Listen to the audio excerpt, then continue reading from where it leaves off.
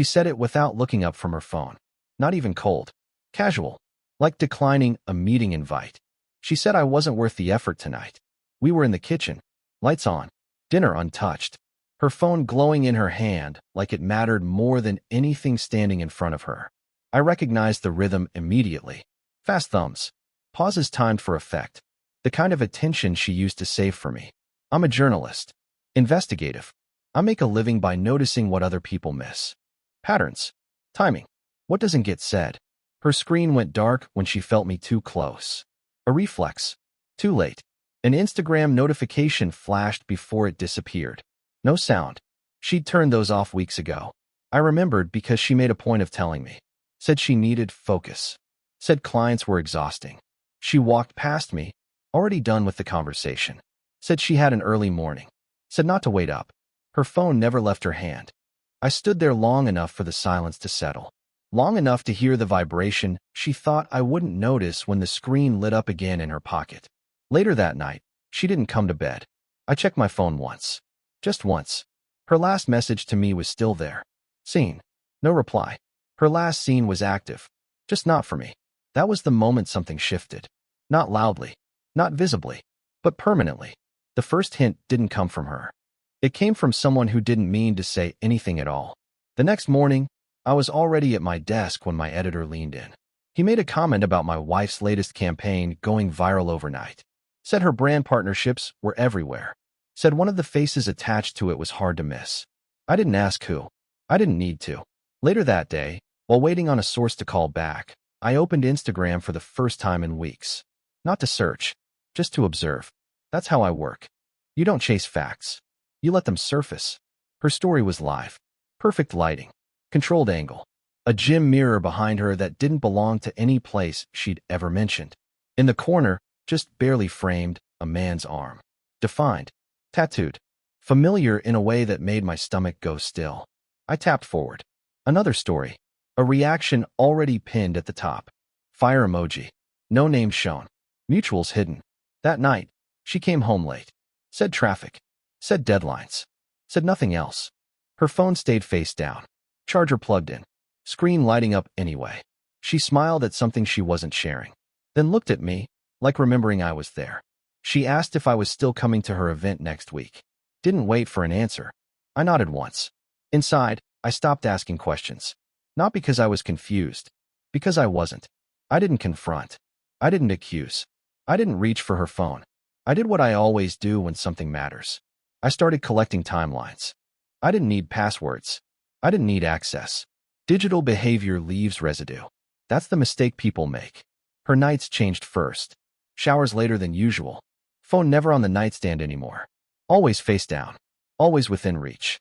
Notifications muted, but the screen still woke up the room. I noticed timestamps. Her Instagram stories went up after midnight now. Always sharp. Always polished. The kind of content that takes an audience of one. Her calendar used to sync with mine. Meetings. Flights. Launch dates. One morning, the shared events vanished. Not deleted. Replaced. White space where plans used to be. She stopped tagging locations. Stopped posting in real time. Everything came hours later, backdated, curated.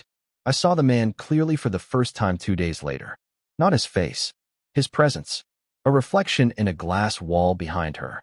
A shadow that moved when she moved. A body used to being seen. His account wasn't private. Fitness content. Transformation reels. Motivational captions recycled every week. Hundreds of comments from women like her. He replied selectively. Her likes were always there. Early. Consistent. At 2:14 a.m., her phone vibrated twice. She didn't stir. I did. I watched her last seen update. Then disappear. I checked mine. Still visible. I didn't change it yet. I just closed my eyes and memorized the rhythm. I didn't leave in a dramatic way. There was no suitcase by the door. No slammed drawers. No announcement. I just stopped aligning my time with hers. The first thing I removed was predictability. I canceled our standing Thursday dinners without explanation. When she asked, I said work. When she followed up, I didn't. I turned off my read receipts. Not theatrically. Quietly. One setting change. Her messages started stacking without feedback. Short questions. Neutral emojis. Nothing answered right away. I stopped sleeping at home 3 nights in a row. No warning. No excuse beyond a late assignment. Which wasn't even a lie. The shared calendar was next. I didn't delete it. I revoked access. Events disappeared from her screen while still existing on mine. She noticed within hours. I could tell by the way she hovered near me that evening, phone in hand, pretending to scroll. My last scene stopped updating for her the same night. For everyone else, it stayed visible. That detail mattered. She began posting more, smiling harder, longer captions, stories every hour. Control moves are loud when they're failing. I watched from a distance I'd never taken before, from a place where her reactions no longer shaped my schedule.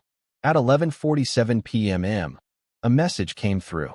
Not affectionate, not angry, just a check-in disguised as concern. I didn't open it. I already knew what silence does to someone who lives on response. I let the night pass without me. He was easier to understand than she was. Men like him always are. I didn't reach out. I didn't message. I didn't follow. I watched the way his world worked from the outside. Public content. Predictable cycles. Sponsored posts on Mondays. Transformation reels midweek. Live sessions late at night when attention peaks. He talked about discipline, about focus, about accountability. None of it showed up in his business structure. I ran his name once through a source who owed me a favor. Nothing dramatic. Just confirmation. Missed filings. Undisclosed partnerships. Payments routed through personal accounts. Sloppy, the way people get when they think no one serious is paying attention. I didn't send anything directly. I never do. Information doesn't need a signature to travel. It just needs the right doorway. A week later, his content slowed. Lives canceled. Comments unanswered. His stories shifted from confidence to vague resilience quotes. That kind of pivot only happens when pressure arrives quietly. She noticed before I did. Her scrolling became frantic. Her phone checks constant. She stopped laughing at things she didn't show me anymore. Stopped staying up late. One night, she asked if I'd heard anything about him. Framed it like industry gossip. Like concern for brand safety. I told her I'd been busy. That was the truth. The next morning, she posted nothing. No story. No caption.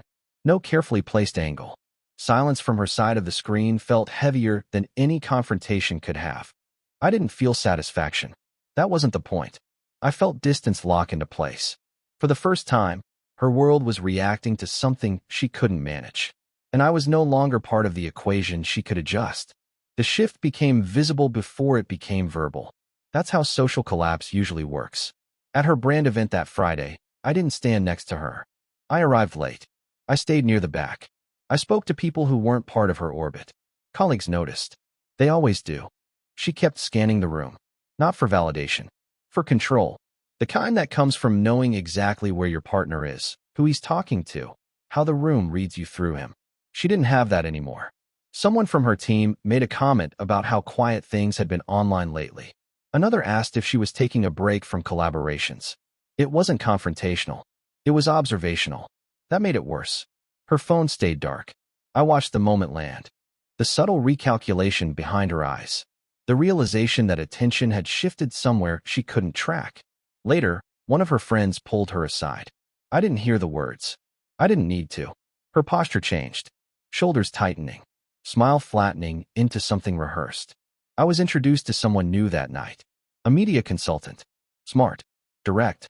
He spoke to me like I mattered independently, not as an extension of her. She noticed that too. On the drive home, she tried to speak like nothing had changed. Asked about my week. About my schedule. I answered politely. Briefly. Like a colleague. By the time we reached the apartment, she was already scrolling again. Looking for proof she still existed where it counted. That night, she slept facing the other side of the bed. I didn't turn toward her. The distance had stopped being private. People were beginning to read it correctly. She started reaching out in ways that looked accidental but weren't. A coffee left on the counter. A message sent twice, then deleted. A reminder about a dinner we used to have on Sundays, framed like a joke she expected me to finish. I stayed consistent. Not cold. Neutral. I answered work-related questions quickly. Everything else waited. Sometimes hours. Sometimes the next day. Sometimes not at all. She began coming home earlier. Sitting in the same room without speaking. Letting silence stretch until it demanded something from me. It didn't. Her phone habits changed again. No more late-night typing. No more smiles at nothing. Instead, constant refreshing. Rewatching her own stories. Checking who viewed. Who didn't. The influencer vanished from her orbit completely. No likes. No reactions. His name stopped appearing in her algorithm. Clean breaks leave traces. This one didn't. One evening, she stood in the doorway while I packed an overnight bag. Not dramatic. Just clothes. A charger. A notebook. She asked where I was going. Said it carefully. Like the wrong tone might push me further away. I said I had plans. She nodded like she understood. Like she was learning a new language too late. That night, she watched my location update disappear. Not turned off. Restricted. She would later mention it casually, pretending she hadn't checked. I slept well for the first time in weeks. The next morning, she posted a photo from our apartment. No face. Just a window. A caption about grounding. It didn't land. The comments were thin. The reaction slow. Control without access is just noise. And she was finally alone with it. She didn't confront me right away. She waited for the right moment. A quiet one. The kind she used to manage easily. It happened on a Sunday afternoon. No phones in hand. No audience. Just the apartment and the space between us. She asked if something was wrong. Not defensively. Carefully. Like a PR statement tested in advance. I looked at her and let the pause do the work. She filled it. She always had. She said I'd changed. Said I was distant. Said it felt like I was disappearing while still being there. She said it like an accusation, then softened it into concern. I answered with less than she expected. A sentence. Maybe two. Nothing emotional. Nothing that could be debated. Her face shifted. Confusion first. Then urgency. She tried to reframe the situation. Mentioned stress. Work. Timing. Anything that would put us back into negotiation. I didn't step into it. She asked if there was someone else. The question surprised her as soon as she said it. It had never crossed her mind before. I said no. That answer didn't calm her. It destabilized her. Because it meant this wasn't a reaction. It was a decision. She reached for my arm. Not dramatically. Instinctively. I let her hand rest there for a second, then gently moved away. I told her I needed space. Not as a threat. As a statement. She nodded, but her eyes searched my face for something familiar. There was nothing left to find. That night, she stayed awake while I packed again. She didn't try to stop me. She just watched, realizing the game had ended without an argument. Her collapse didn't announce itself. It unfolded in small, public failures. She missed a deadline first, then a call, then a meeting she used to run with precision. People noticed because they were used to her being flawless. Her online presence turned erratic. Long gaps, then sudden posts that felt unfinished. Captions rewritten twice. Comments unanswered. The algorithm didn't reward uncertainty. I heard about it indirectly. A colleague mentioned her name with a pause. Someone else asked if everything was okay at home. The question wasn't curious. It was diagnostic. She stopped asking where I was. Started asking when I'd be back. The difference mattered. One night, she sent a message she never would have before. Not defensive, not strategic. Just a sentence that admitted she didn't know what was happening anymore. I didn't respond. I wasn't punishing her. I was elsewhere. My life had reorganized itself around quieter mornings and longer nights. Around work that didn't require explanation. Around spaces where my absence wasn't questioned. Her social circle thinned. Invitations slowed. People protect their image by stepping away from instability.